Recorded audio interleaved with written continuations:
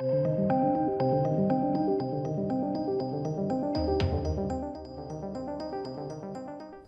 ladies and gents, so Godzilla vs. Kong first reviews are in. They call it first reactions, but they're giving their opinion on the movie. It is a review, it's a form of a review, just condensed, isn't it? So like I normally do with most movies that I am personally really anticipating, I go through and discuss them. So that's what we're going to be doing today. Side note as well, real quick, this video does have a sponsor. But stop the presses, ladies and gentlemen. We have a video sponsor today. Now, this video is proudly sponsored by NordVPN. And you guys know, long-time subscribers will know, I don't run ad sponsors. I never do. But NordVPN reached out and I thought to myself, hey, actually, this year, these last 2 years, I could have done with a VPN. Why? Because the whole world is locked down and geo-locked content is an issue. So we all know what VPNs are, virtual private networks. They have a whole host of benefits from ad blockers, cybersecurity, encryptions, and also unlocking geo-locked content, which is why I chose to run this advert where NordVPN reached out. Now, they're actually hosting a great offer the month of February, so please do grab it whilst you can by using my link, which is just Mr. H. You'll find a link to it down below in the description box as well as in the pinned comment. Now, again, this is a 2-year offer running only the month of February, so please do go and check it out. You also, if you're unsatisfied with it, you do get a 30-day money-back guarantee. It's really easy to use as well. You can see it on the screen right now, just running through it. You literally just log into the app, you choose where you want to be in the world, and again, like I say, this content is geo-locked, so in terms of Godzilla vs. Kong releasing on HBO Max, if the theatres aren't open, I need to select that I am in the States, and then hey, I can sign up to HBO Max and should be able to watch it there. Now, ladies and gentlemen, like I said, grab it whilst you can. There's a 30-day money-back guarantee. Support the companies that choose to support your content creators, the ones that you like, because they do help keep the lights on the channel. So again, thank you to NordVPN, and thank you, ladies and gents, for allowing me to do what I do. Cheers. So that out of the way, ladies and gentlemen, let's dive into the reviews. Also, that sponsor is important for this particular content because, of course, HBO Max, not out in the UK, if you do want to watch it. I don't think they've actually identified a way you can watch Godzilla vs. Kong yet in the UK on that date, which is massively frustrating, hence why I accepted a sponsorship from said NordVPN. But let's dive into it, shall we, ladies and gents? Right. So first things first, we got one from Vinny Mancuso, who said, I have seen Godzilla vs. Kong, and my review is that I am going to watch this movie every day it is available on HBO Max, turning the volume on my television up a little bit every time. So positive, right? But it's not all positive. It's like a lot of it is resoundingly positive, but let's take it all with a grain of salt. You know, I've lived and learned a lot of this nowadays. I'm just going to wait without some anticipation. Now, I've seen Godzilla vs. Kong, and it is grade A awesome. The monster brawls are badass and beautiful, huge fights, all well designed and super gnarly, solid story, strong cast, really good score, a true midnight monster movie, and my favourite of 4 modern Godzilla Kong movies. It's from Eric Davis. We got one from Shiraz Faruqi, who says Godzilla vs. Kong is fun, vibrant, action-packed, and energizing. GVK lives up to the heavyweight match it advertised with amazing visual effects and action sequences. This movie is selling a spectacle, and that's exactly what audiences will get. Now, I would say that this is that particular one I can see is relatively legitimate, right? We know the effects are epic. We've seen them in the trailer.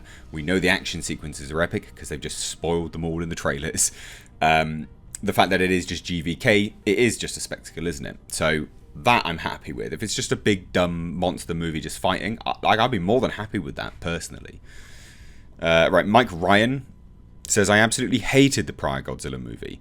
So here's the utmost praise I can give a movie like Godzilla vs. Kong. It is a coherent movie with daytime fights, and I could always see what was going on. I truly mean that as a compliment. So that is what we consider to be one of the most negative reviews. Which, yeah, a lot of people had issues with the sort of nighttime shots in Godzilla King of the Monsters. I didn't personally have an issue with it. It made sense because of Ghidorah, living extinction event, bringing storms, etc., etc., etc. But we knew that they'd rectified that instantly from the first trailer of GVK. Like, we knew it. Instantly they'd rectified it because, it was in daylight.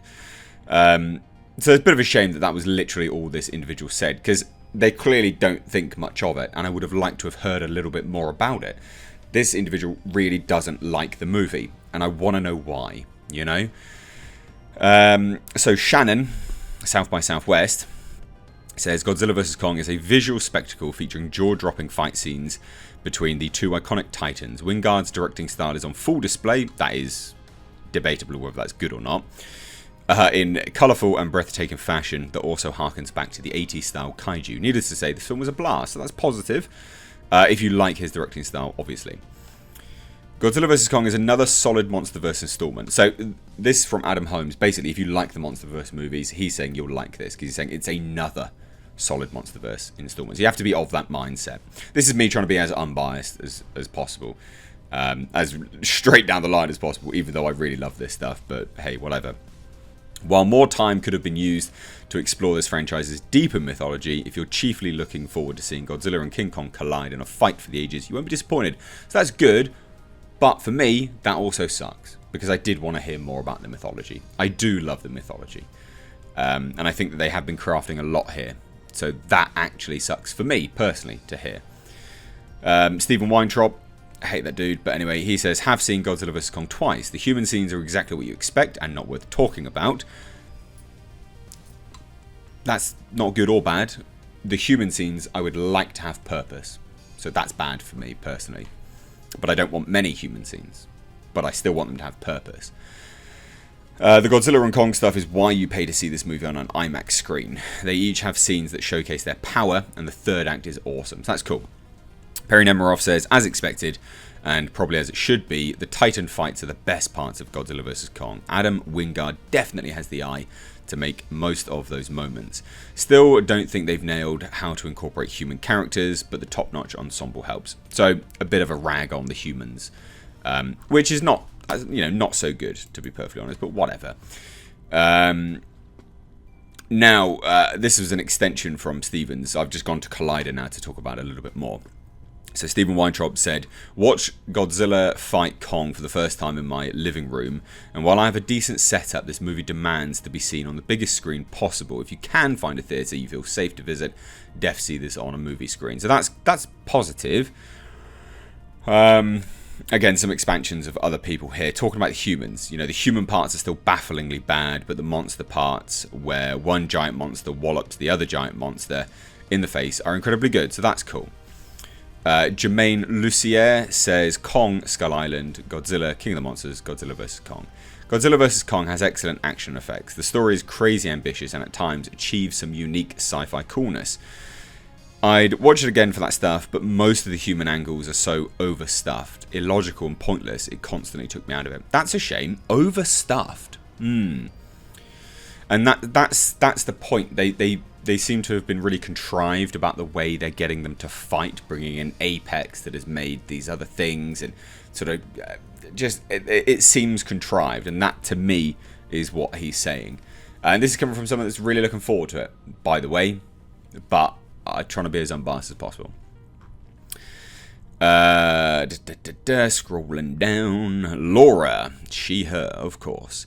So, Godzilla vs. Kong is exactly what you expect from the film. Monsters battling it out. The CGI is the best of all the monster movies. The fighting is really great, and you're conflicted about who to cheer for. Plot is A, but we all know why you're watching this movie. I still watch them for the plot. I like the plot of these MonsterVerse movies. I do think that they can be good. They have had the potential to be good.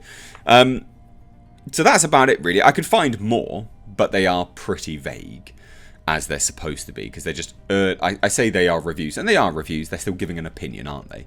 They're noting good and bad things, whether it's an overview or not. It's still a review in some instances. And these individuals' reviews will just be an expansion upon what they've said. Now, a lot of these people, I'm not going to agree with a lot of these people's opinion, because I know that a lot of these people, Stephen Weintraub included, really rated Dark Fate.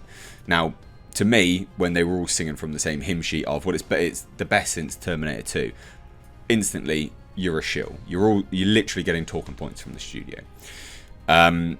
So when they're sat here being overly, like, Legendary are not going to be giving out money to reviewers. They just don't. That's not what Legendary do. And remember, this is a Legendary production. It's only Warner Brothers that are distributing it. So some of these people I'm not going to agree with because I don't rate their opinions personally.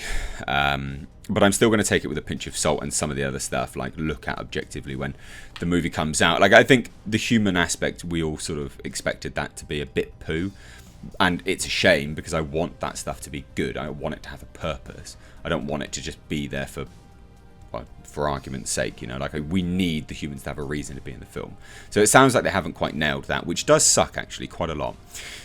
We knew that they were going to have incredible effects. We've seen it already.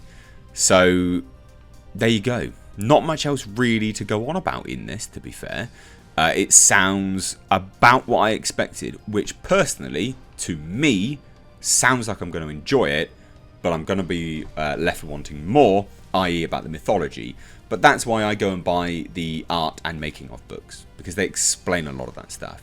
Now, I'm not saying that that's a good thing. In fact, I really hate movies that you can only understand when buying surplus material. But this just sounds like you want to know more. And to that, I'm okay with. I am honestly okay with that. So we'll see.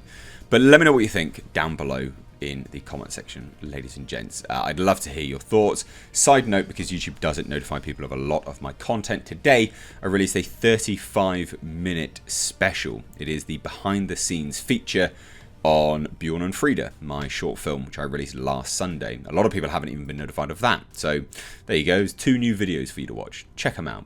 But anyway, thanks so much for watching. Take care.